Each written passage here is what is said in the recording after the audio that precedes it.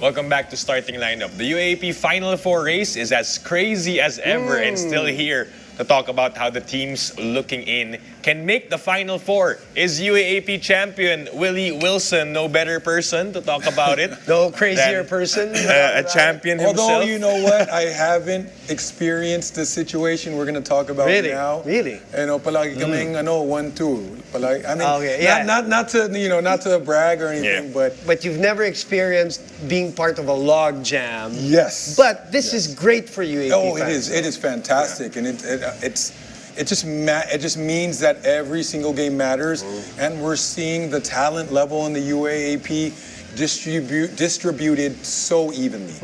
You look at the lineup now of games, how important are these last few game days? Especially, we talked about how dikit-dikit nga yung standings. But if you're a player right now in the league and you're thinking, how do I make the Final Four? What are you thinking now in the UAAP? Well, just go back to the games that we've just seen. The NU game versus LaSalle. How huge was that for NU to win that, to create some cushion, and how bad was that probably for LaSalle to lose that game because it brings them one game away from that long jam. Same thing with UST and same thing with Ateneo finally beating UE. Okay, let's talk about that right now. We've seen 4-game winning streaks, 5-game losing streaks. Right. It's just a crazy season. And Ateneo, obviously, with that hot start, fizzled. But they finally bounced back with a win. Barely, too. Yes, not convincing. So tell me, what were your thoughts on that one? Well, again, I just think you go up against a winless UE team, and it's natural. It's human instinct to relax. Okay, you know what? We have this in the bag. Finally, we're going to win. But they still had to earn that win. Remember, you had Lingo Lingo coming back in that game, and he took off like he never left. You know, obviously, Abate is going to do his thing. Momowe is going to do his thing. But I keep on talking about it. Where does Ateneo get offense from? Yeah, so I was going to ask. What when Kaimani Ladi is not on the floor, they need to figure that out. Now you start with your strongest five in Escobar on the floor. Adili's now back. Jared right, but Adili's still day to day. Yeah, for sure. He's still dealing with that back injury. Yes. Now he won't be the same anymore. He won't be the same anymore. When Kaimani's off the floor, how do you generate offense? When Kaimani is on the floor, how do you generate touches and good looks for him? Because now every single team is gravitating towards him. He's a triple threat on the floor. 3-point, mid-range, and at the basket. He's that good. Because he's that good, every team is paying attention to him. Game planning against him. Right. The next games of Ateneo, though, are against LaSalle, UST, UP, and a hot Adamson. So what will it take, Coach Willy, for the Blue Eagles to make that final push if they want to be back in the final? And by the way, all of the teams that you mentioned all need wins too. Right. You know, again, I don't want to put my coaching hat on right now and try to, coach these teams. They have Coach Tab. I would just say, don't look past your next opponent. Keep it at that. Don't look past your next opponent. We all know the LaSalle Ateneo game, you throw out the records. You throw out the records. It's been that way since time immemorial. Correct. You just have to bring out your best basketball, be in the moment, and act like there's no game tomorrow. You know, the funny thing is Ateneo has not been the same since the first Ateneo-LaSalle match in the fourth quarter. Right.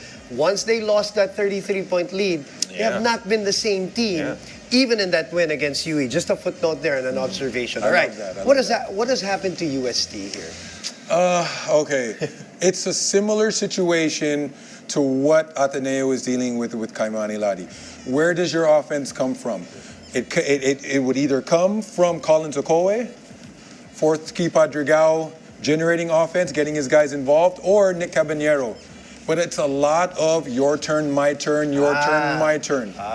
Okay, now, where is the cohesiveness when you need to generate something and try to be unpredictable? And then, it's good that certain guys have their roles. Aceto has his role. He's going to spot up. Jello Crisostomo has his role. He's going to be that Swiss Army knife, can spot up from the perimeter and so on and so forth. But when Nick Caballero has the ball, more likely than not, he's shooting the ball. When Collins has the ball in the paint, more likely than not, he's shooting the ball. And then you have Forsky Padrigao trying. I don't want to assume, but it looks like he wants to show, you know what, I have a tray ball. Yeah. So he's firing from the perimeter, which, you know what, that's what you need to space the floor for a Collins Okoye. But at the end of the day, where is your symmetry? Cohesion and symmetry. Okay. We also have to remember, Forsky Padrigao went out of the game. Yes, ankle. but that is just what happened in the latest game. Yeah. What about the four games prior? Correct. So we'll find out in their next games if they will be able to fix that issue in terms of cohesiveness. All right, one more team that we have to talk about are the FU Tamaraos looking in.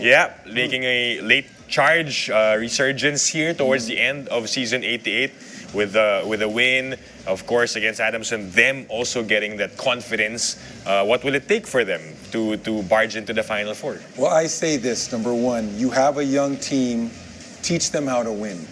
Once they learn how to win, it's believing that you can win consistently. You get down, and if you have that faith in each other, in the system, and you've seen it happen before, you can come back from any deficit. I've lived it, I've seen it from other teams, and now we're seeing it translate to FEU. You know, Coach Sean Chambers is doing a fantastic job creating that culture, and now they have an identity, and that identity revolves around two players. It revolves around John Ray Pasaol and Mr. Mancopa.